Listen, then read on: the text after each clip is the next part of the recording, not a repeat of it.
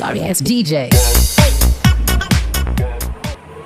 Assalamualaikum warahmatullahi wabarakatuh. Waalaikumsalam warahmatullahi wabarakatuh.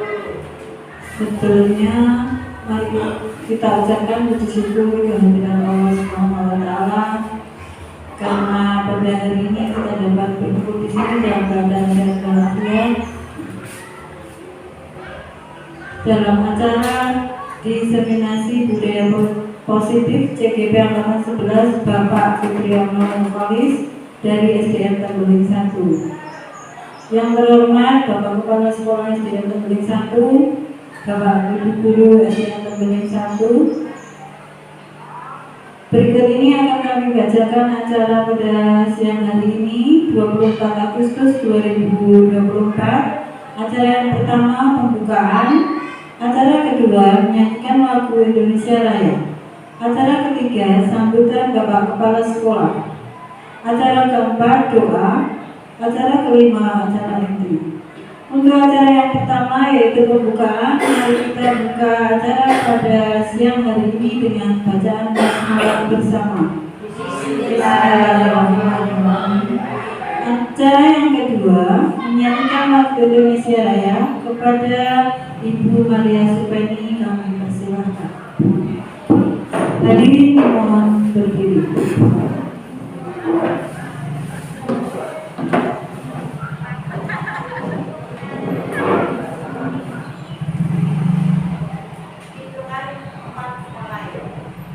Hiduplah Indonesia Raya.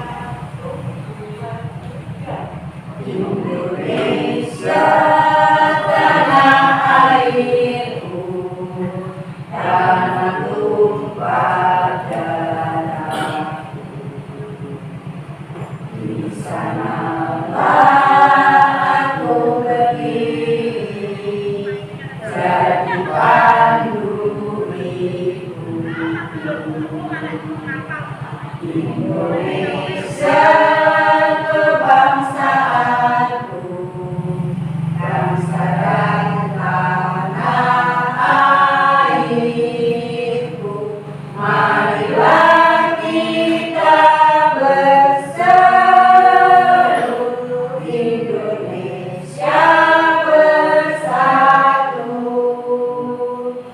Hiduplah tanahku, hiduplah negeriku, bangsaku, rakyatku semuanya. Bangunlah jiwanya, bangunlah badannya untuk Indonesia Raya. Indonesia Raya, merdeka, merdeka, tanahku, negeriku yang ku cinta. Indonesia Raya, merdeka, merdeka, hiduplah Indonesia Raya. Indonesia Raya, merdeka, merdeka, tanahku, negeriku yang ku cinta. Indonesia Raya, merdeka, merdeka, hiduplah Indonesia Raya. Hadirin dimohon duduk kembali. Berikutnya yang ketiga yaitu acara sambutan dari Bapak Kepala Sekolah SDN Tembeling 1 kepada Bapak Panyowo kami persilakan.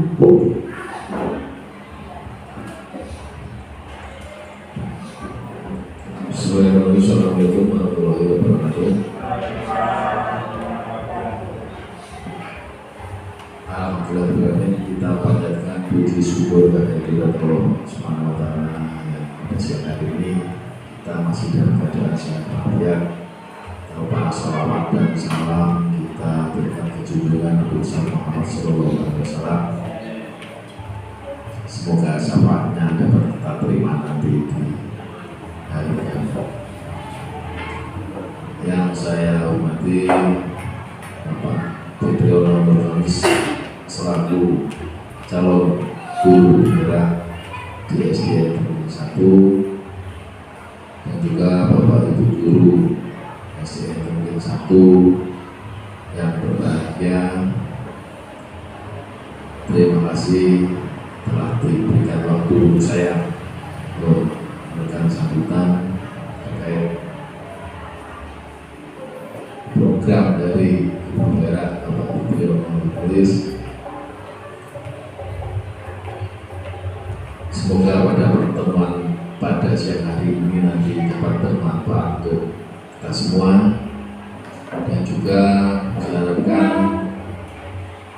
Pak Fitri bisa memberikan contoh kepada teman-teman dan juga menularkan ilmunya terkait guru penggerak di SDN Tembeling 1 khususnya, dan juga teman-teman guru di wilayah Bojonegoro pada umumnya. Dan yang lebih penting lagi juga, guru penggerak ini manfaatnya nanti bisa menjadikan anak didik kita lebih berprestasi dan juga lebih bisa menerima pembelajaran yang lebih menyenangkan untuk anak-anak didik kita. Harapkan nanti acara ini bisa berjalan lancar, dan saya mohon maaf tidak bisa mendampingi karena ada kepentingan dinas kecamatan dengan Bapak Pengawas. Jadi setelah ini saya berdiri untuk melanjutkan agenda di sini. Mungkin itu yang bisa saya sampaikan. Maaf, terima kasih. Assalamualaikum warahmatullahi wabarakatuh.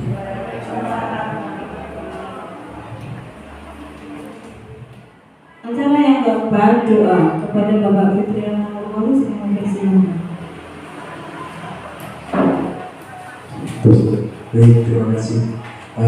Untuk kelancaran kegiatan diseminasi budaya Portugal ini agar bermanfaat, barokah, dan bisa diterapkan di sekolah kita, mari kita berdoa bersama-sama. Al-Fatihah.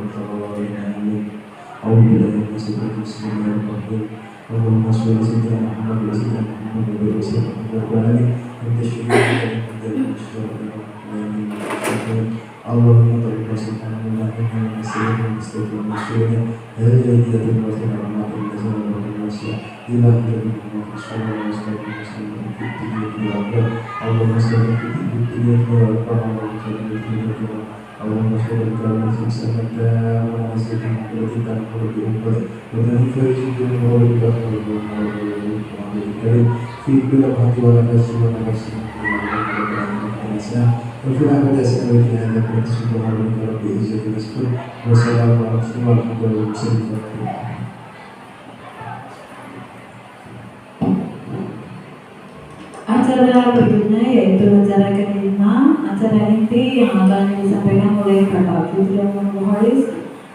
Kepada beliau mempersilakan.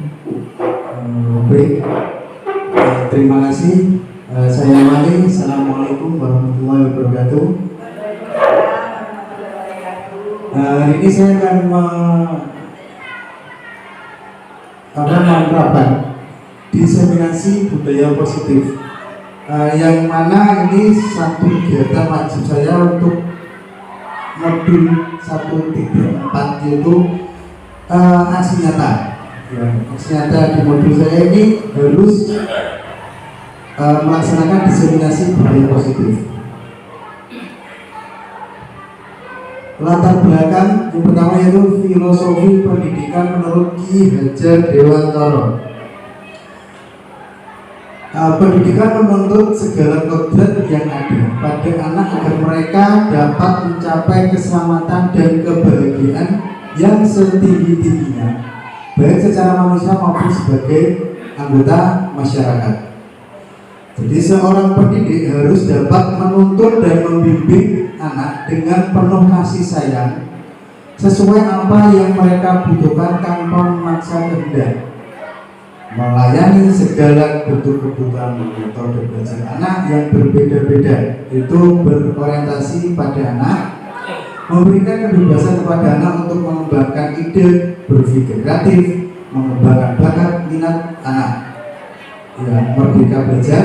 Tapi bebas itu bukan berarti bebas mutlak. Perlu tuntunan dan arah supaya anak tidak kehilangan arah dan membahayakan diri, terbuka dan selalu mengikuti perkembangan zaman yang ada dengan tetap memperhatikan karakter dan nilai-nilai budaya sendiri.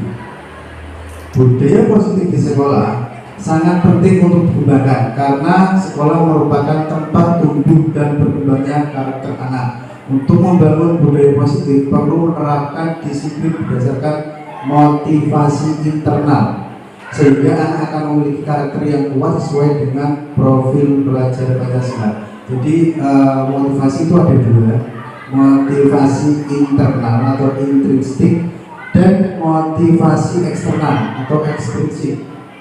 Nah, yang di sini di mana budaya positif itu mengedepankan motivasi internal, ya, motivasi internal siswa.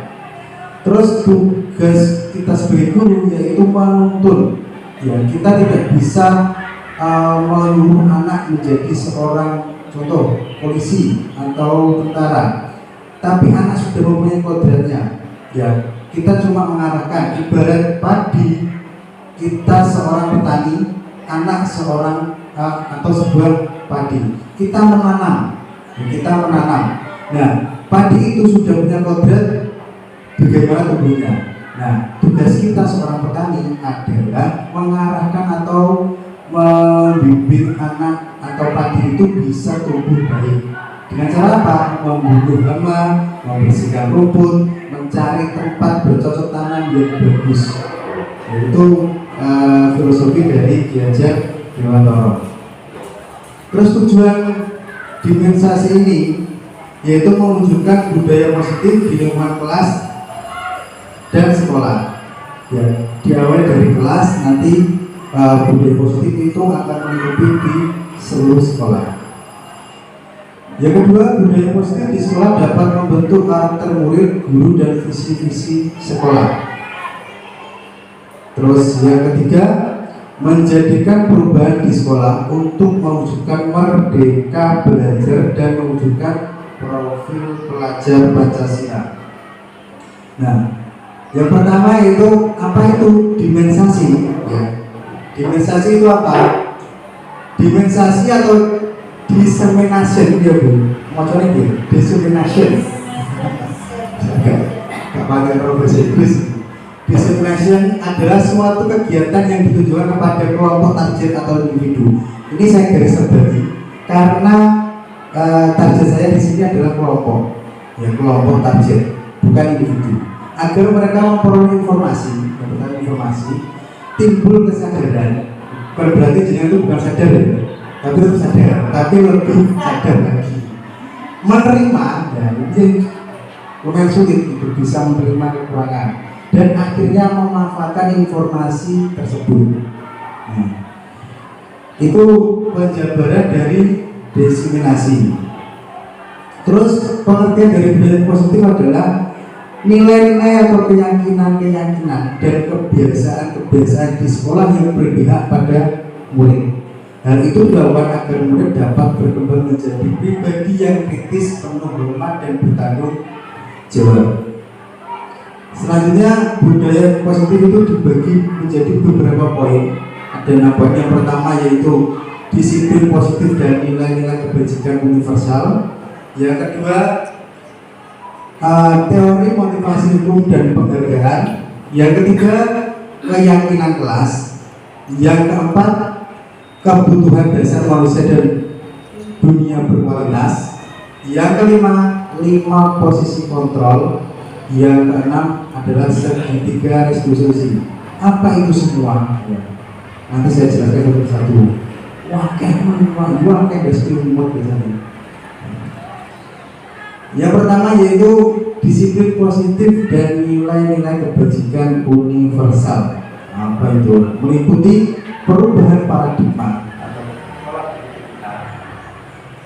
Yang kedua yaitu makna disiplin. Yang ketiga nilai kebajikan universal.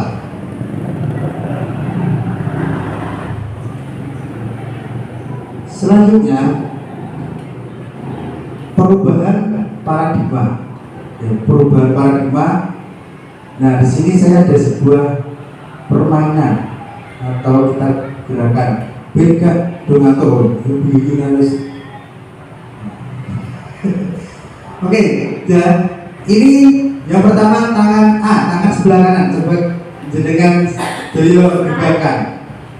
Yang kedua tangan B, tangan sebelah kiri, kepal. Yang tangan A jenengan kepalkan, ya tangan B menggenggam kepala tangan A. Ya. Apa tugasnya? Sesuai siapa yang memegang kendali atau kontrol untuk membuka dan menutup kepala tangan. Coba jenengan buka kepala tangan kanan, tapi tangan kiri menahan. Coba bisa nggak? Bisa, nggak bisa. Terus sesungguhnya siapa yang memegang kendali kontrol untuk membuka atau menutup kepala tangan? Siapa? Tangan A atau tangan B? Tangan A atau tangan B? Diri kita sendiri. Ini yang kita sendiri. Diri kita sendiri.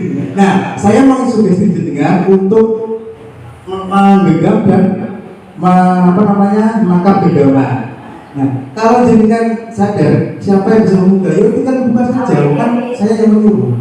Saya tidak bisa mengontrol jenengan, tapi jenengan bisa mengontrol diri jenengan sendiri. Terus dari Dr. William Dasar, miskonsepsi tentang makna kontrol. Yang pertama yaitu ilusi guru mengontrol murid.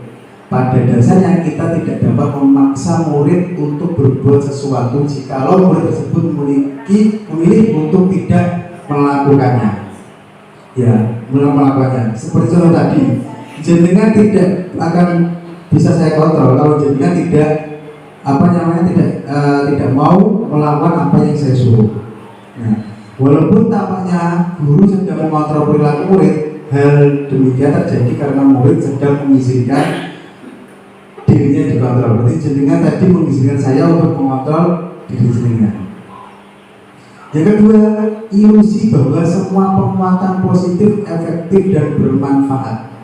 Penguatan positif atau bujukan adalah bentuk-bentuk kontrol. Segala usaha untuk mempengaruhi murid agar mengulangi suatu perilaku tertentu adalah suatu usaha mengontrol murid. Dalam jangka waktu tertentu, kemungkinan murid tersebut akan menyadarinya dan mencoba untuk menolak bujukan kita, atau bisa jadi murid tersebut menjadi tergantung pada pendapat sang guru untuk berusaha. Yang ketiga, ilusi bahwa kritik dan membuat orang merasa bersalah dapat menguatkan karakter. Ya. Ini paradigma yang kurang tepat menggunakan kritik dan rasa bersalah untuk mengontrol murid menuju pada identitas gagal. Mereka belajar untuk merasa buruk tentang diri mereka. Yang keempat, ilustrasi bahwa orang dewasa memiliki hak untuk memaksa. Banyak orang dewasa yang percaya, di konteks kita itu berarti antara murid dan guru. Banyak orang dewasa yang percaya bahwa mereka memiliki tanggung jawab untuk membuat murid-murid berbuat hal-hal tertentu, atau istilah kita menyuruh murid-murid kita. Perilaku memaksa tidak akan efektif untuk jangka waktu panjang dan sebuah hubungan permusuhan akan terbentuk. Nah, apa makna dari kalimat yang terakhir itu nanti saya jelaskan di akhir presentasi. Bagaimana seorang bisa berubah dari paradigma stimulus respon kepada pendekatan teori kontrol. Menurut Stephen Ray Covey, the bukunya itu tahun 1991, mengatakan bahwa bila kita ingin membuat kemajuan perlahan, sedikit-sedikit ubahlah sikap atau perilaku Anda, mulai dari diri sendiri. Namun bila kita ingin perbaiki secara utama kita, maka kita perlu mengubah kerangka acuan kita. Ubahlah bagaimana Anda melihat dunia, bagaimana Anda berpikir tentang manusia. Ubahlah paradigma Anda, skema pemahaman dan penjelasan aspek-aspek tertentu realitas. Nah ini satu tabel stimulus respon dan teori kontrol. Yang pertama yaitu realitas atau kebutuhan kita sama.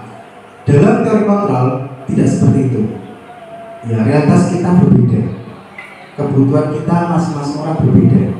Yang kedua, semua orang melihat hal yang sama. Nah, di teori kontrol setiap orang melihat gambaran berbeda.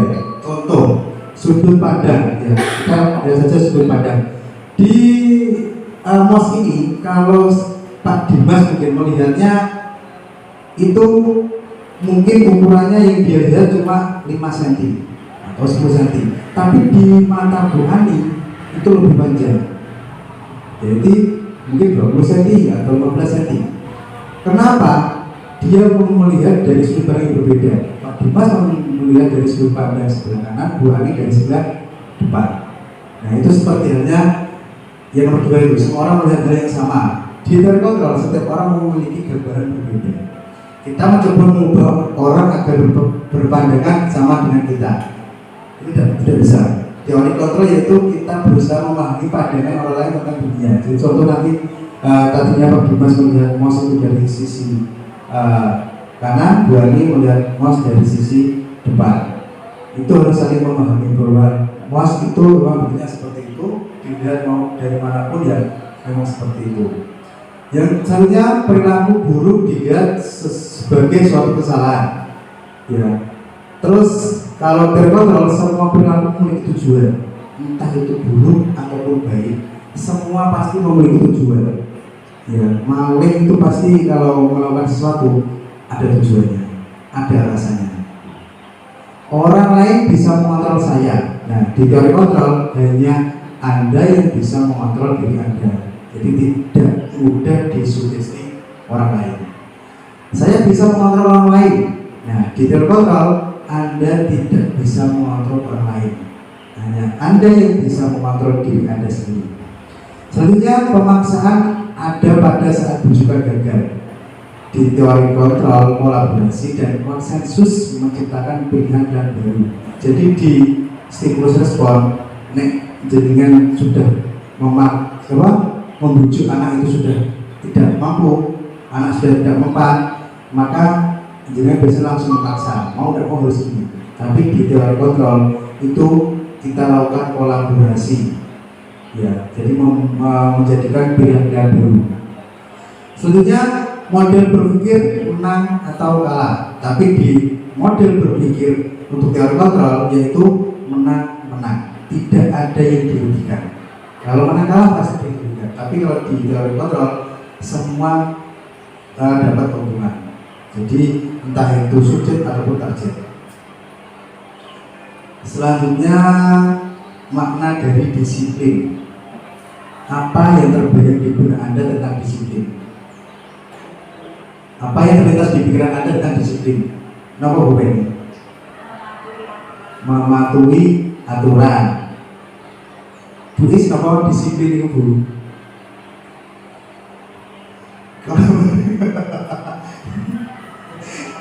Apa disiplin ini? Nah, makna dari disiplin.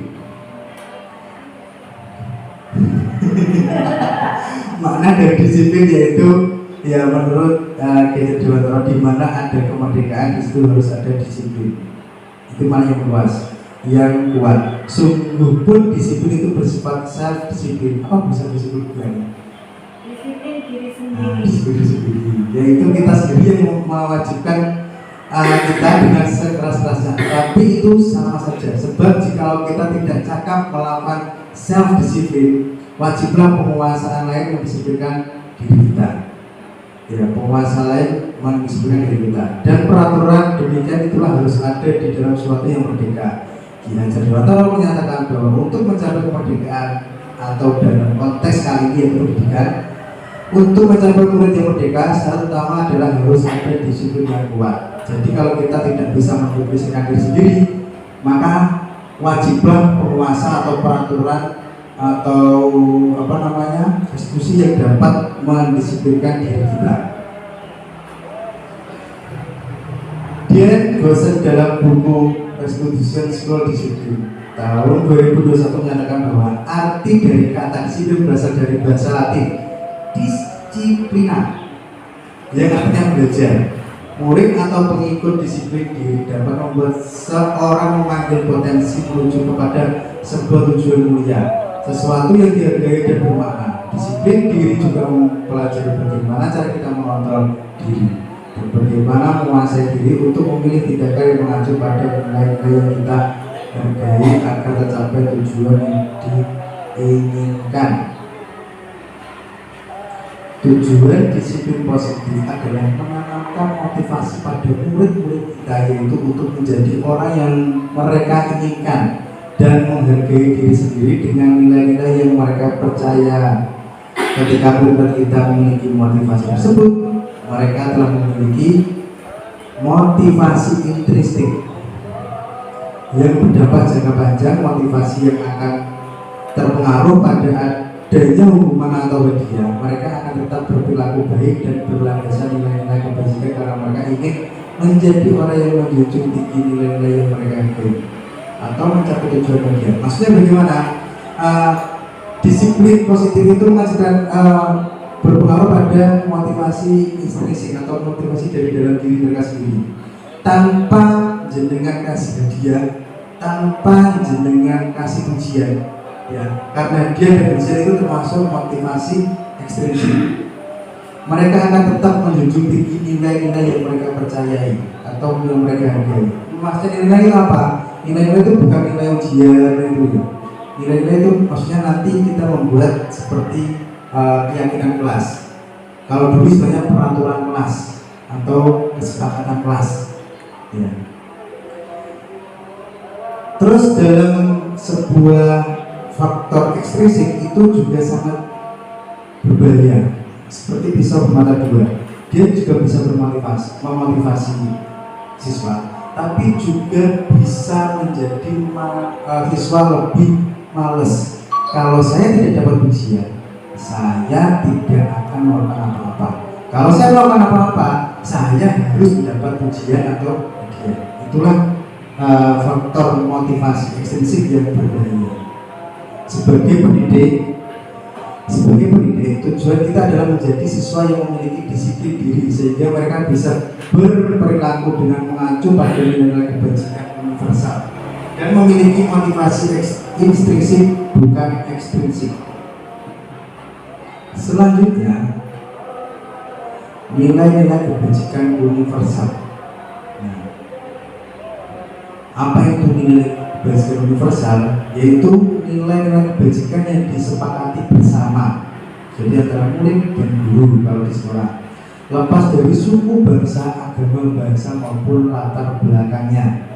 Jadi tidak memandang dia itu cewek atau cowok, suku, bangsa, agamanya apa, dan keluarga miskin ataupun kaya. Kalau nilai kebajikan universal itu sama.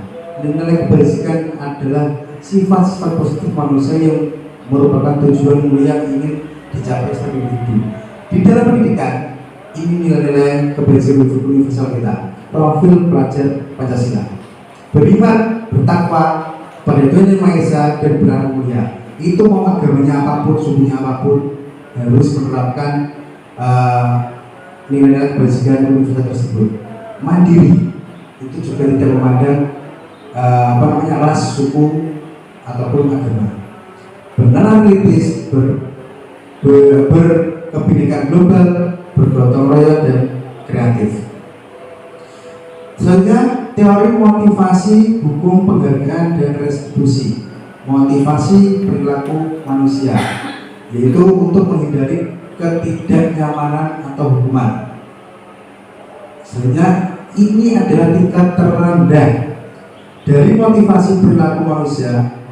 Biasanya orang-orang motivasi perilakunya untuk menghindari hukuman atau ketidaknyamanan, akan bertanya apa yang akan terjadi apabila saya tidak melakukannya.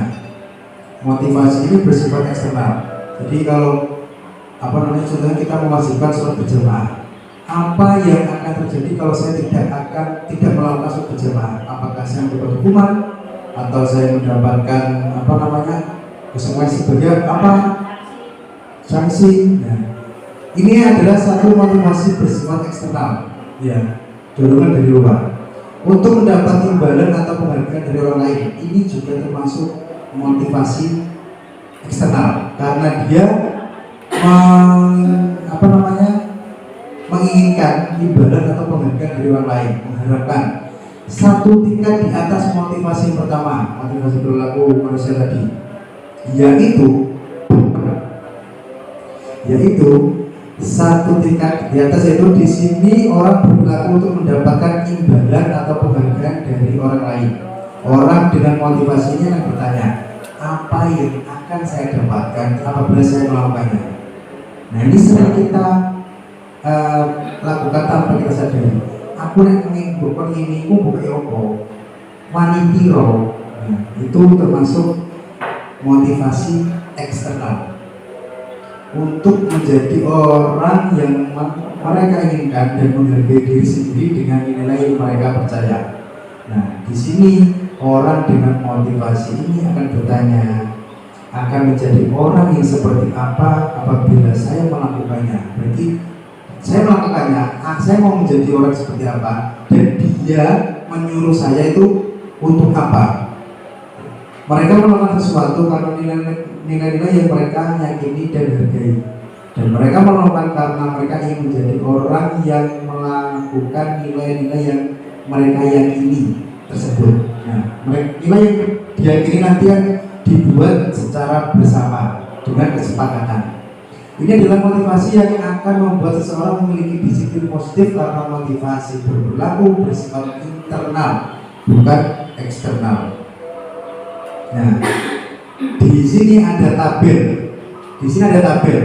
Identitas gagal yaitu sebuah hukuman, dan identitas sukses disiplin, ada konsekuensi dan restitusi. Dan perlu digarisbawahi, ini kalau hukuman itu bersifat negatif, kalau konsekuensi netral karena dia akan melakukan apa yang menanggung apa yang dia akan menanggung apa yang dia lakukan. Kalau konsekuensi, kalau restitusi itu bersifat positif, lebih memberi motivasi atau solusi. Yang pertama, sesuatu yang menyakitkan harus terjadi. Kalau diubah konsekuensi, sesuatu harus terjadi, tidak harus menyakitkan. Ya. Karena hukuman itu pasti menyakitkan. Siswa murid tidak akan mau dengan sukarela dihukum, pasti ada paksaan. Kalau konsekuensi itu dia sadar diri, netral. Kalau restitusi merupakan pilihan, nanti ada opsi-opsi. Ya. Terus tidak nyaman untuk murid, anak untuk jangka waktu panjang. Konsekuensi tidak nyaman untuk murid, anak untuk jangka waktu pendek. Terus restitusi menguatkan untuk murid atau anak dalam waktu jangka panjang. Contoh, kalau si A, Ida mencoretkan meja. Nah, kalau namanya hukuman itu pasti, kalau saya Ida, kamu mencoret meja, kamu keliling lapangan 5 kali, itu sebuah hukuman. Tapi kalau konsekuensi, Ida, kamu mencoret-coret meja, bagaimana caranya meja ini bisa bersih lagi? Nah, itu konsekuensi. Kalau restitusi diberikan motivasi dulu. Terus korban mendapat keadilan, itu hukuman. Korban bisa diabaikan. Kalau restitusi, korban mendapatkan ganti. Murid atau anak akan tersakiti kalau hukuman. Kalau konsekuensi, murid akan dibuat tidak nyaman. Dengan contoh tadi, dia membersihkan coret-coretan di meja.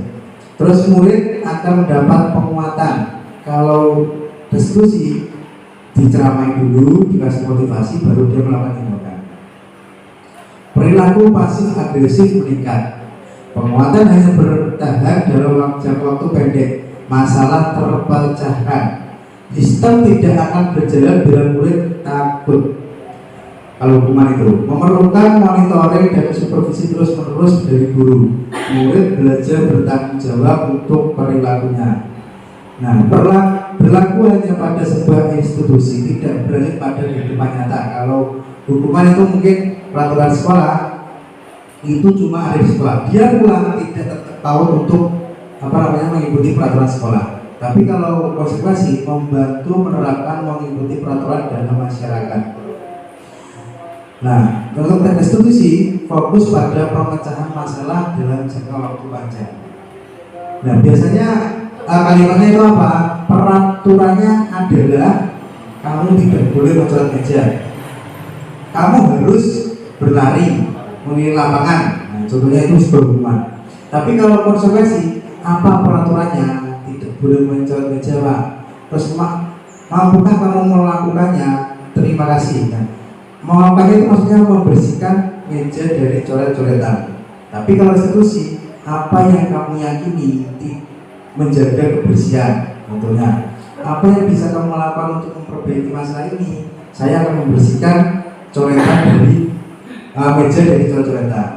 Terus murid akan membenci peraturan. Peraturan membuat murid merasa dendam. Konsekuensi, murid akan menghormati peraturan. Tapi kalau restitusi, murid akan menghormati dirinya sendiri dan orang lain, termasuk peraturan tersebut. Selanjutnya, berdasarkan bagan tersebut, maka kita menyimpulkan bahwa hukuman bersifat tidak terencana atau tiba-tiba. Dulu saya sering kalau kalau anak itu ada kesalahan langsung saya sedang keliling lapangan. Nah, itu hukuman bersifat tidak terencana atau tiba-tiba. Jadi berulang karena salah langsung saya suruh keliling lapangan. Anak atau murid tidak tahu apa yang akan terjadi dan tidak dilibatkan. Jadi anak melakukan kesalahan tidak tahu akan ada hukuman apa, entah di lapangan atau disuruh jongkok atau apa, itu sebuah hukuman. Karena tidak menyangka akan disuruh melakukan hal tersebut. Hukuman bersifat satu arah dari pihak guru yang memberikan dan murid hanya menerima suatu hukuman tanpa melalui suatu kesepakatan. Jadi kalau hukuman biasanya kamu tidak memakai dasi waktu upacara. Berarti kamu menyapu halaman tanpa ada kesepakatan. Kamu mau menyapu halaman atau kita ada opsi lain itu sudah berbeda. Atau pengarahan dari pihak guru baik sebelum atau sesudahnya. Hukuman yang diberikan bisa berupa fisik maupun psikis. Murid atau anak disakiti oleh suatu perbuatan atau kata-kata. Ini cenderung menjadi pendendam. Disiplin dalam bentuk konsekuensi sudah terencana atau sudah disepakati.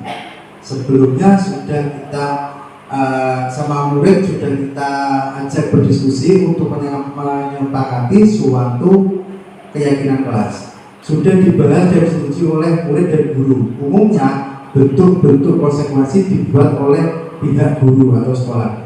Dan murid sudah mengetahui sebelumnya konsekuensi yang akan diterima bila dia melanggar peraturan tersebut. Pada konsekuensi, murid tetap dibuat tidak nyaman untuk jangka waktu pendek.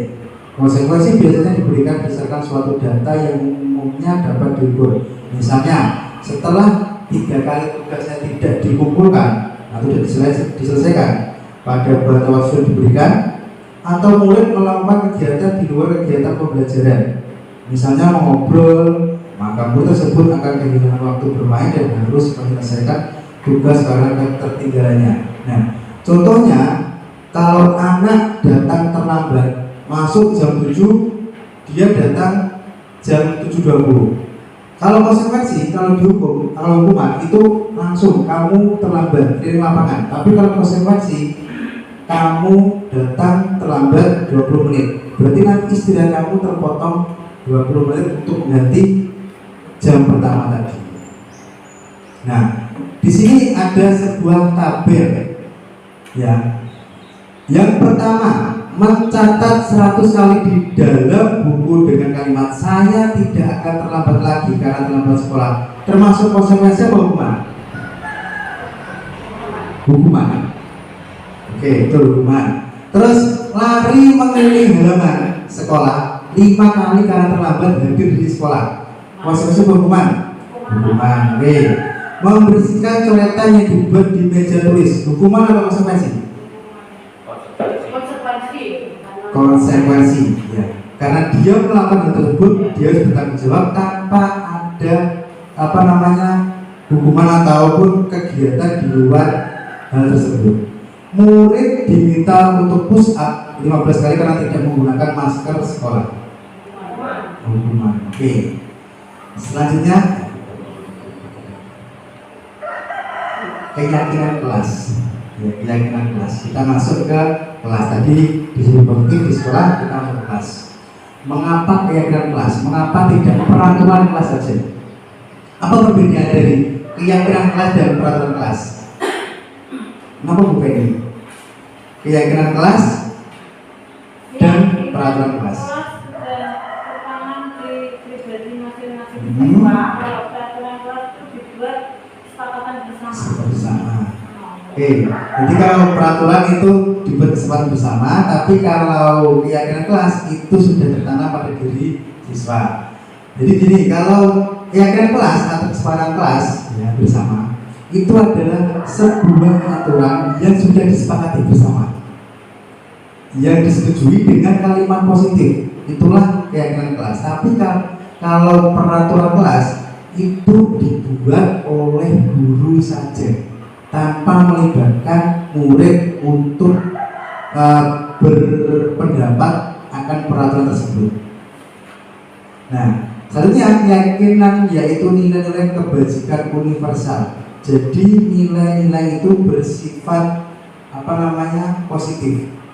Tidak ada kata dilarang atau tidak boleh. Nah, terus yang kedua, keyakinan kelas harusnya memotivasi siswa untuk hal yang lebih baik. Terus tergerak dan bersemangat untuk menjalankan keyakinannya. Karena keyakinan kelasnya dibuat bersama-sama. Jadi harusnya siswa tergerak dan bersemangat untuk menjalankannya. Dan tujuan akhir itu apa? Terwujudnya visi dan misi sekolah. Nah, ini sedikit perbedaan antara peraturan dan keyakinan kelas. Kalau peraturan kelas selalu kembalikan buku ke tempatnya, itu sebuah peraturan. Tapi keyakinan kelas belajar bertanggung jawab, itu saja. Bertanggung jawab tentang hal apa? Setelah membaca buku harus dikembalikan, tanpa ada kalimat selalu kembalikan buku ke tempatnya. Itu adalah sebuah kesadaran diri siswa. Terus peraturan dilarang mengganggu orang lain. Nah, kalau di keyakinan kelas itu menghormati orang lain. Ya, itu termasuk mengganggu, membuli, itu juga menghormati, tidak menghormati orang lain. Berarti berlawan dengan keyakinan kelas.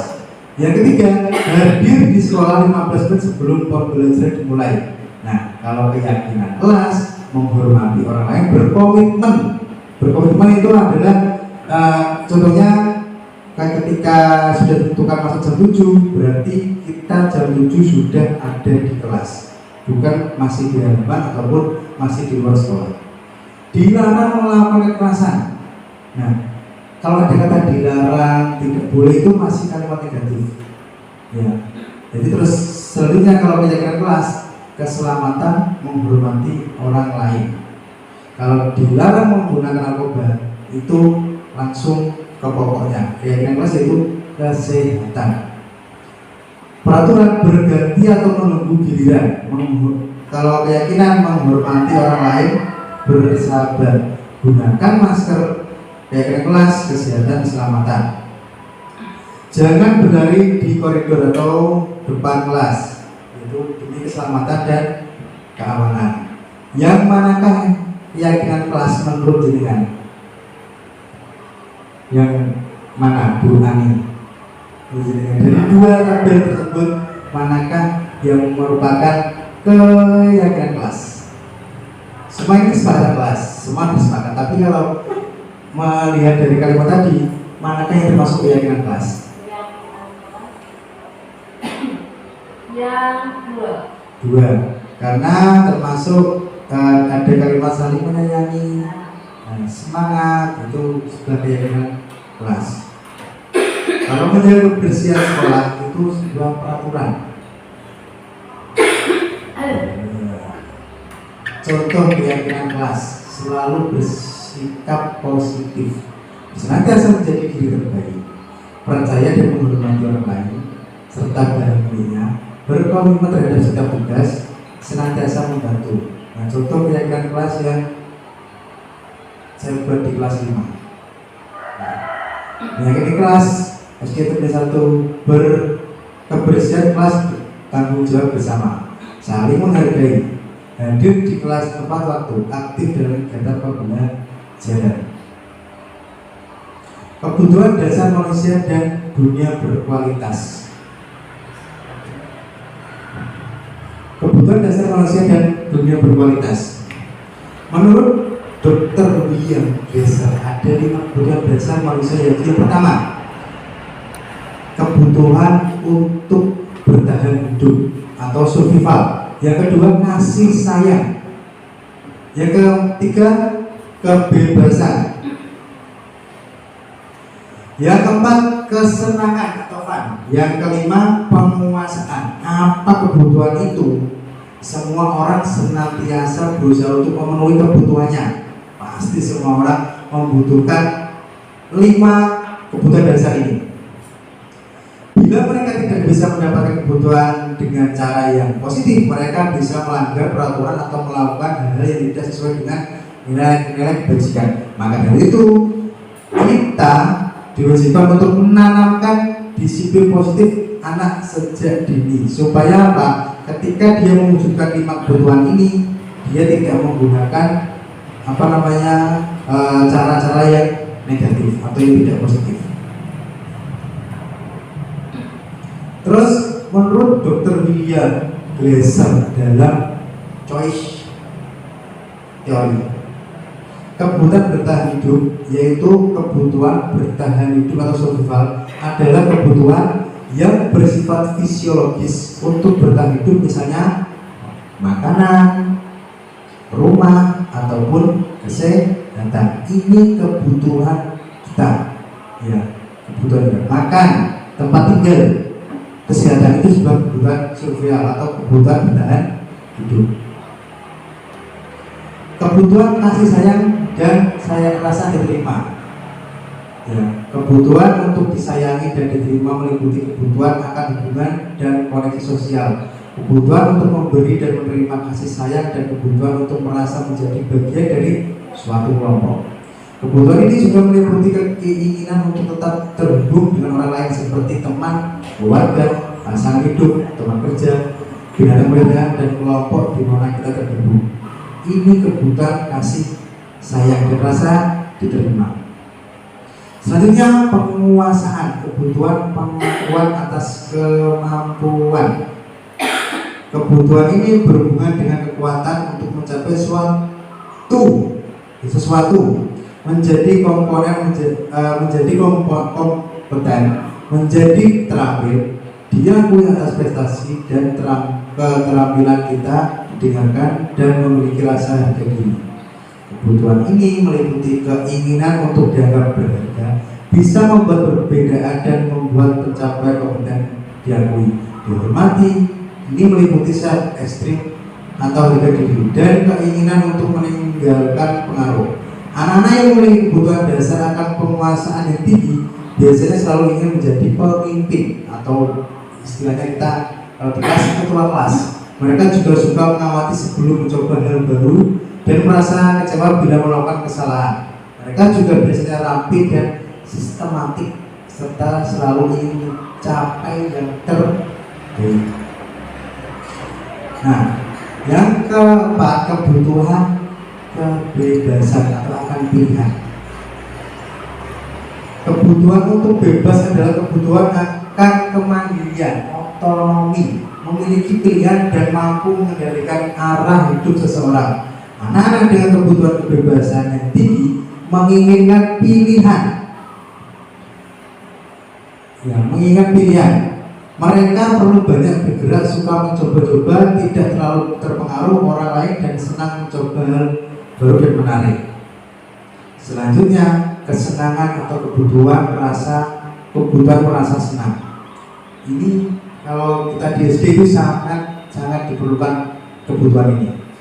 Kebutuhan akan kesenangan adalah kebutuhan untuk mencari kesenangan bermain dan tertawa. Anak-anak dengan kebutuhan dasar kesenangan yang tinggi biasanya ingin menikmati apa yang dilakukan tanpa memikirkan akibat.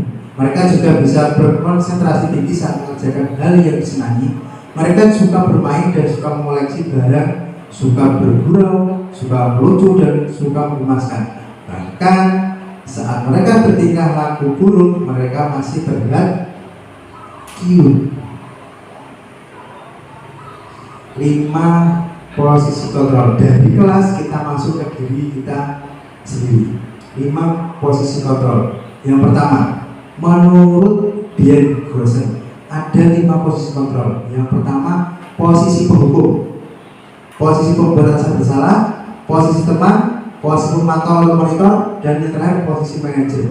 Tanpa kita sadari, kita pasti ada di salah satu posisi tersebut. Nah, apa yang dimaksud 5 posisi kontrol tersebut? Dan perhatikan video berikut ini.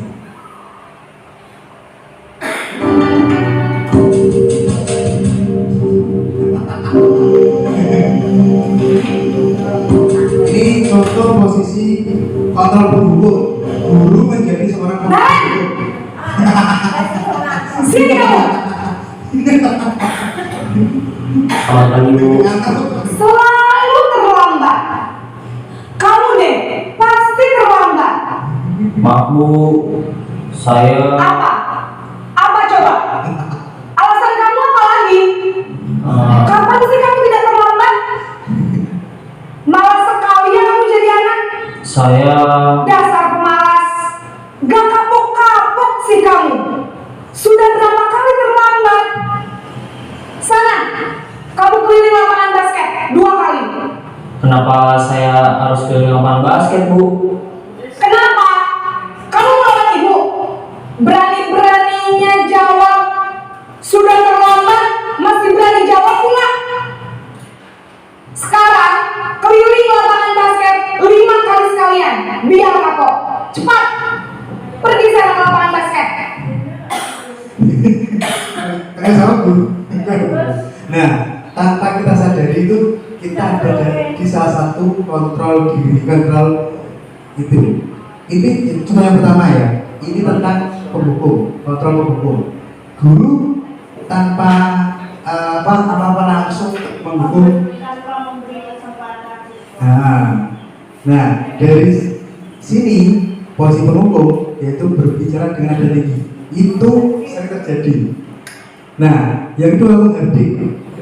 Pokoknya salah. Nah, itu penghukum. Mau nunjuk-nunjuk, membentak. Pokoknya itu salah. Itu seperti itu. Terus hukuman bisa berupa fisik maupun psikis. Bisa berupa kata-kata kasar, itu sudah hukuman. Bisa berupa fisik dari lapangan. Dampaknya murid menjadi pendendam. Ya, pendendam. Tidak menyukai guru atau mata pelajaran yang diampu. Contoh, kalau kamu tidak melakukannya, saya akan. Kalau kamu tidak akan melakukan lari hukuman tadi, saya akan menambah hukumannya. Nah, itu. Yang kedua yaitu posisi membuat merasa bersalah.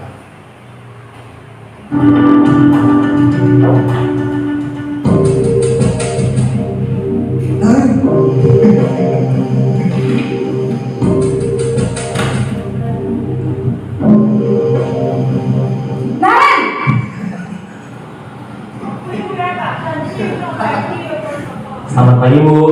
Naren, kamu kenapa terlambat lagi, nak? Ya Tuhan, Naren, kamu senang ya bikin ibu susah ya? Kalau kamu terlambat lagi, nanti ibu yang ditegur bapak kepala sekolah, nak. Disangka ibu tidak bisa membina kamu. Duh,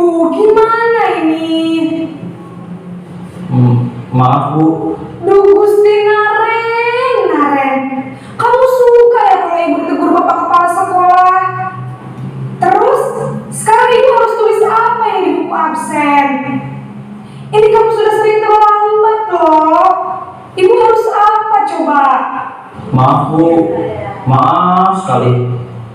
Ya sudah, lain kali jangan bikin ibu susah lagi ya nak ya. Ibu tidak akan kuat lagi kalau kamu begini terus. Bisa jantungan kalau ibu tegur bapak kepala sekolah. Sana cepat ke kelas. Maaf ya Bu, maaf sekali.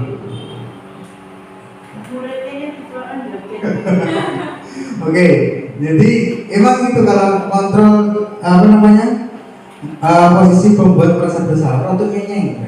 Iya, masa mungkin selalu nyenyeng. Jadi posisi pembuat bersalah itu dia akan mengutarakan kalimat yang membuat siswa berpikir bahwa dia melakukan kesalahan akan merugikan guru tersebut atau orang lain. Itu.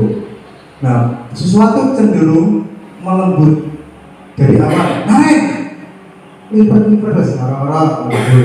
Namun kata-kata menyalahkan murid. Itu guru akan menyatakan hal-hal yang merasa kesalahan ada pada murid dengan membuat guru menderita. Konek aku carry terus, kalau kamu terlambat terus, saya akan dimarahi Pak Yoko. Bisa kali. Bu aku disini Pak Yoko terus piye? Dampaknya apa? Yang membuat murid merasa bersalah, rendah diri dan menarik diri dari lingkungan, cenderung introvert. Kalau anak diperlakukan seperti ini, contoh, kamu sudah mengecewakan ibu atau bapak, kalimat yang paling mengena. Yang ketiga, ini lebih lagi posisi teman. Nah, ibu sobo gitu.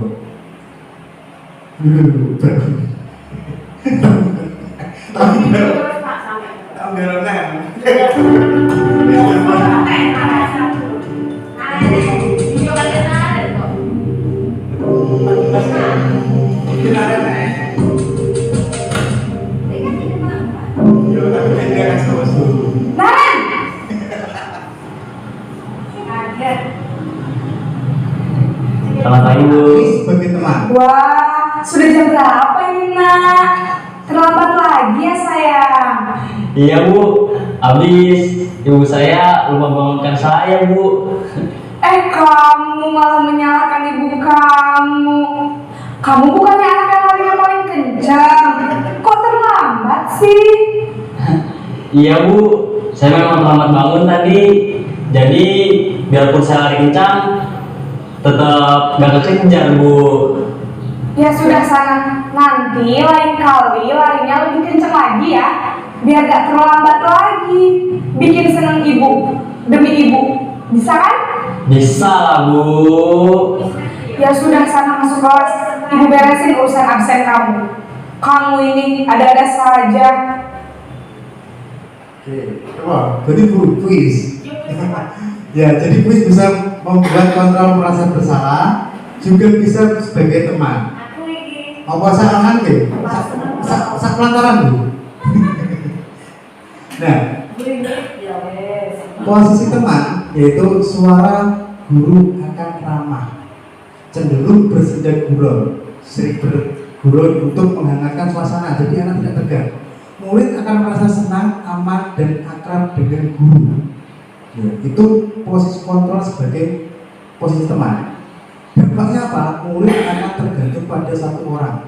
Jadi semua buis mempunyai kontrol tersebut, terus burus mempunyai kontrol hukum, maka si A murid itu akan lebih ketergantungan pada buis, ya, buis. Terus murid tidak mandiri dan tidak berpikir untuk dirinya sendiri. Alah, anak buis ya balik. Halo sayang, kamu dari mana? Kamu ngapain? Terus murid berperilaku baik hanya dengan orang-orang tertentu. Contoh, sama kuis dia baik karena sebagai teman. Karena sama-sama saya, udah ngomong pakai kuis. Terus contohnya lakukan demi bapak atau ibu. Ya sudah, nanti bapak itu bantu bereskan. Nah itu membuat ketergantungan. Yang keempat, posisi pemantau atau monitor. Pernah tutup deh. Nah.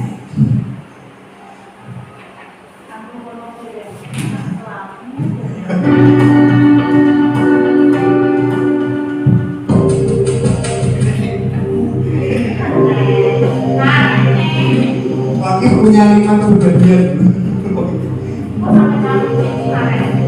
Naren, Bocah iki. Selamat pagi Bu. Naren, apa peraturan sekolah kita tentang jam berapa kita harus masuk sekolah, nak? Kita harus di sekolah jam 7 Bu. Iya betul, sekarang sudah jam 7.20. Naren sudah tahu konsekuensinya jika terlambat hadir. Paham Bu, saya harus tinggal kelas pas jam istirahat selama 20 menit. Iya benar, konsekuensinya demikian. Jadi nanti jam 9.30 pas istirahat, kamu harus tinggal di kelas, kerjakan tugas tambahan untuk ketertinggalan kamu, ya? Baik Bu. Nah, di kontrol ini ya, di kontrol ini tuh guru ya mengembalikan kasus kepada keyakinan kelas bahwa kalau datang terlambat berarti kamu harus mendapat jam tambahan di waktu istirahat. Tapi dengan catatan guru tersebut tidak memberi motivasi kepada siswa, cuma mengembalikan konsekuensi kepada peraturan. Seorang pemantau akan berusaha bersuara datar, tidak emosional, tidak bersendak gurau ataupun menggunakan suara tinggi. Guru mengarahkan murid berdasarkan peraturan dan konsekuensi, menunjukkan bahasa tubuh dan ekspresi wajah yang datar dan cenderung formal. Dampaknya, murid akan menghitung konsekuensi dan hadiah tanpa memahami nilai-nilai kebijakan yang dituju. Tidak sepenuhnya mandiri. Contohnya, apa peraturannya, apa konsekuensinya, apa yang telah kamu lakukan, apa yang terjadi sekarang. Itu contoh kalimatnya tadi. Nah, posisi kontrol yang terakhir, nah ini seperti saya guys. Nah, bocah ini orang yang begitu kayak terus beneran. Naren!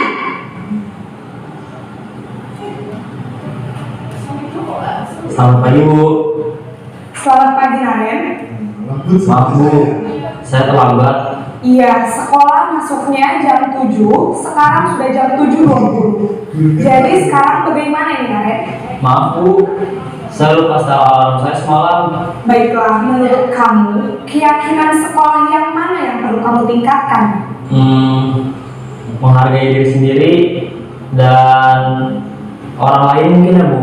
Setuju. Jadi, apakah Naren meyakini prinsip saling menghormati tersebut? Iya Bu, saya meyakininya. Apakah Naren bersedia memperbaiki masalah keterlambatan ini? Bersedia Bu. Bagaimana kamu akan memperbaiki masalah keterlambatan ini?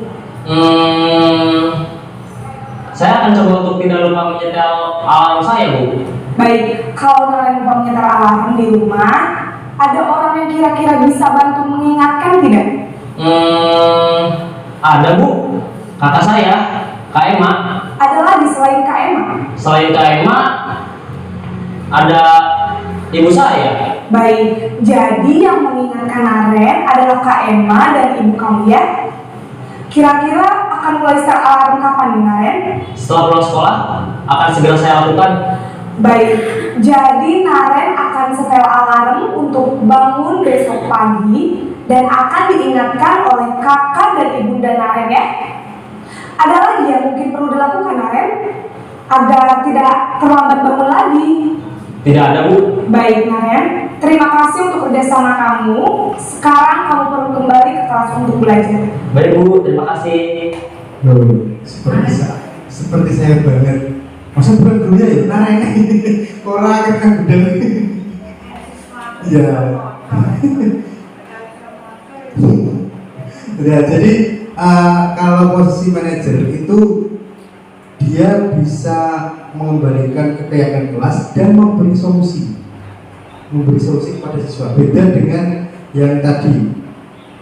Terus suara manajer netral, tidak emosional dan tidak terlalu ramah. Ya, tidak terlalu ramah dan tidak berada tinggi. Yang sedang saja. Terus guru akan mengajukan pertanyaan bermakna agar membuat pikiran murid. Terus apa solusinya kalau kamu terlambat lagi? Kalau kamu bangun kesiangan lagi gitu. Seperti itu contohnya tadi. Guru membimbing murid untuk dapat menyelesaikan masalah sendiri. Jadi guru cuma membimbing, siswa itu mencari solusi sendiri. Terus memiliki sikap disiplin yang positif, yaitu murid yang mandiri, bertanggung jawab dan mampu menyelesaikan masalah. Dampaknya yaitu murid mandiri, percaya diri dan mampu menyelesaikan masalah. Dan ini puncak dari guru idaman, guru emas. Ya. Contoh apa yang kita yakini itu kembalikan kita kepada keyakinan kelas atau keyakinan sekolah. Apa kamu meyakini hal tersebut? Dalam konteks keyakinan ini bukan keyakinan tentang agama, ya bukan keyakinan tentang agama, tapi keyakinan apa yang sudah kita sepakati kita masukkan dalam hati, kita terapkan. Itu menjadi dinamakan keyakinan dalam konteks disiplin, budaya disiplin. Terus kalau kamu yang meyakininya, maukah kamu memperbaikinya? Contoh lain, kalau kamu memperbaikinya, jadi kira-kira hal tersebut akan menggambarkan apa tentang dirimu. Nah, itu contohnya. Selanjutnya yaitu segitiga restitusi. Ini yang menurut saya paling seru dalam sebuah budaya disiplin di segitiga restitusi. Nah, ini gambaran dari segitiga restitusi. Restitusi adalah proses menciptakan kondisi bagi murid untuk memperbaiki kesalahan mereka, sehingga mereka bisa kembali pada kelompok mereka dengan karakter yang lebih kuat. Nah, bisa diartikan juga kalau segitiga restitusi itu sebuah alat atau metode untuk memecahkan masalah untuk memecahkan masalah dalam menghadapi kesalahan siswa. Dan jadi di dalam segitiga restitusi itu ada kalimat-kalimat tertentu. Ya, ada yang pertama menstabilkan identitas, validasi tindakan yang salah, dan menanyakan keyakinan. Kalimatnya juga beragam, seperti contoh itu. Setiap orang pasti pernah melakukan kesalahan. Ini sebuah penguatan ya dalam menstabilkan identitas. Dalam menstabilkan identitas itu membuat penguatan kepada siswa agar siswa mau mengutarakan kesalahannya secara pribadi dan sadar. Kamu bukan satu-satunya yang pernah melakukan ini. Contoh Pak Tri dulu juga pernah melakukan itu. Jadi mereka merasa berani untuk mengutarakan kesalahannya. Terus yang kedua, validasi tindakan yang salah. Contoh kalimatnya adalah kamu tentunya punya alasan mengapa kamu melakukan itu. Adakah cara yang lebih efektif untuk mendapatkan apa yang kamu butuhkan? Nah, yang terakhir adalah menanyakan keyakinan kelas dan apa yang telah kita sepakati. Kamu ingin menjadi orang yang seperti apa? Nah, ini contoh mungkin Pak Dimas ya Bu. Kalem, bijaksana ya Pak. Siang Sarah. Siang Pak. Sudah lama nggak ketemu Sarah. Kenapa hari ini ada di sini? Nah, ini Mustafa. Kesel Pak, kesel banget. Masa aku dikatain tukang fitnah Pak? Ya aku marah lah. Aku udah dikatain Eka di depan kelas. Kesel banget. Oh begitu. Ya pasti kamu marah dan kesal. Bapak juga akan marah apabila ada yang menuduh Bapak seperti itu. Kemudian pada saat itu kamu mau melakukan apa? Ya saya langsung ngatain Eka lah Pak. Kesel banget. Saya bentak-bentak dia depan teman-teman lain. Oh begitu.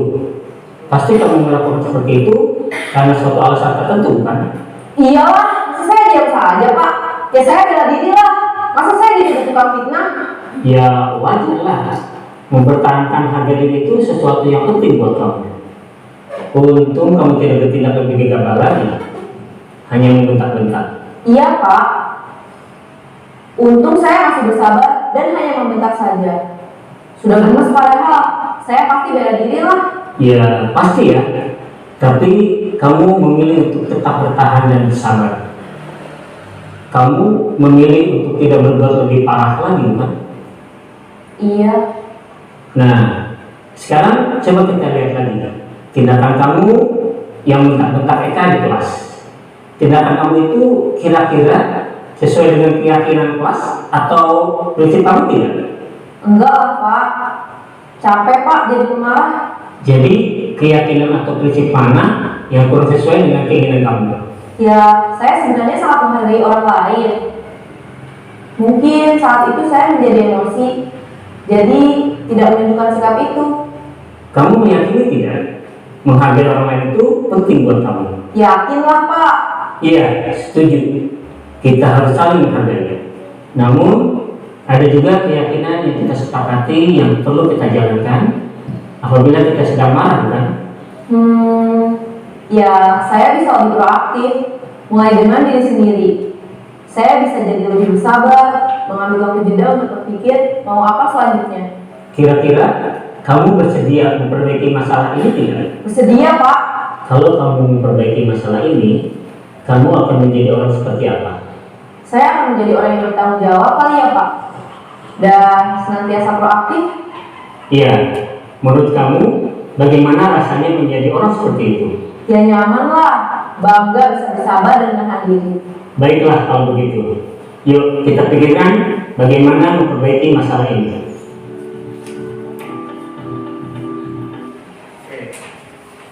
Satu lagi. Ciri-ciri dari restitusi. Yang pertama yaitu restitusi bukan untuk menebus kesalahan, namun untuk belajar dari kesalahan. Kesalahan bukan untuk diulang-ulang, tapi bagaimana kita mencari solusinya. Terus memperbaiki hubungan antara tadi contohnya dengan Eka yang bersangkutan dengan temannya yang namanya Eka. Terus restitusi adalah tawaran bukan paksaan.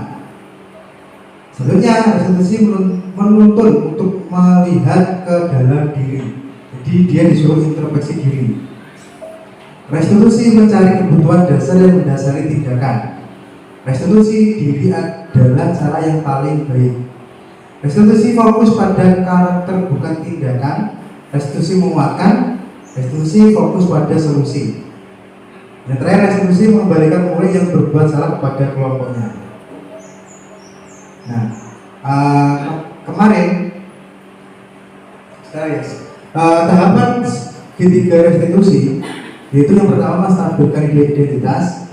Tujuan adalah untuk membuat anak merasa gagal karena berbuat salah menjadi positif terhadap dirinya. Dari anak yang gagal melakukan kesalahan karena melakukan kesalahan, sekarang menjadi positif terhadap dirinya. Contoh, berbuat salah itu tidak apa-apa. Bukan berarti dia boleh melakukan kesalahan, tapi ada kalimat selanjutnya.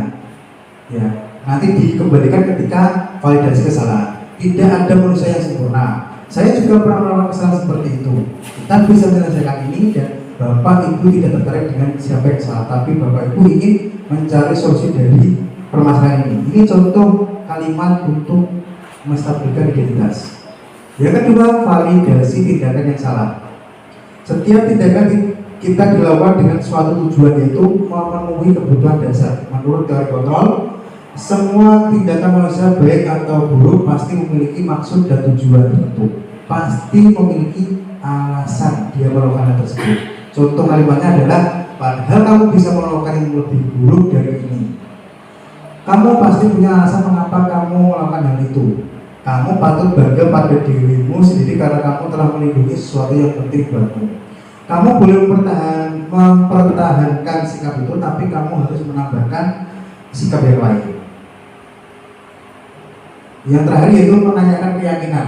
Menurut contoh teori kontrol, bahwa kita semua memiliki motivasi internal. Contoh, apa yang kita percaya di kelas atau sekolah ini mengembalikan kita ke keyakinan kelas.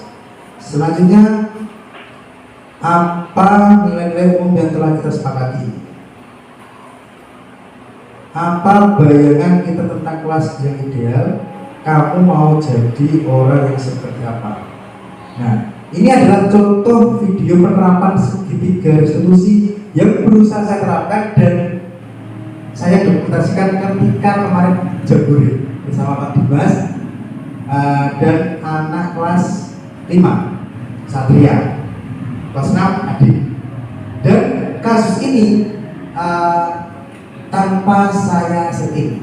Jadi anak melakukan kesalahan, langsung saya ajak Pak Dim, ayo kita ke ke tenda. kita karena ini juga bersangkutan dengan tugas saya di JGB waktu itu, ayo kita membuat video segitiga restitusi tugas saya langsung dari kesalahan yang nyata. Nah, ini.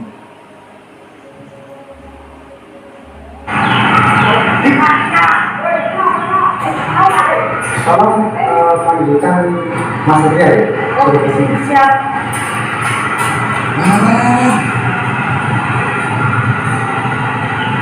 Ini saya kan tidak tahu bahkan membawa bendera. Terima kasih nanti kamu sudah memberikan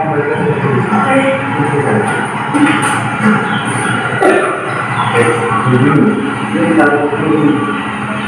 Nah, kamu tahu alasan kamu kenapa saya panggil di sini? Kenapa? Nah, kamu memukul kepala sama semua pasti pernah melakukan kenakalan, semua pasti saya juga dulu pernah memukul kepala teman saya. Tapi setiap kejahatan itu pasti punya alasan. Ya, alasan kamu kenapa kamu memukul kepalanya? Cuma menurut Pak, saya masih pakai ini. Oh, jadi Rama dia kepalanya masuk ke gini, sama kaget, langsung. Nah, kan di kelas kita sudah membuat kesepakatan kelas, bahwa apa namanya tidak boleh memukul. Terus harus apa namanya kamu harus akur dengan masih ingat program itu. Nah, jadi tidak boleh bawa buku lagi ya. Jadi sama teman harus akur, sama teman harus saling menjaga kesehatan, tidak boleh tidak boleh lagi ya. Masih sekarang benar. Oke, terima kasih.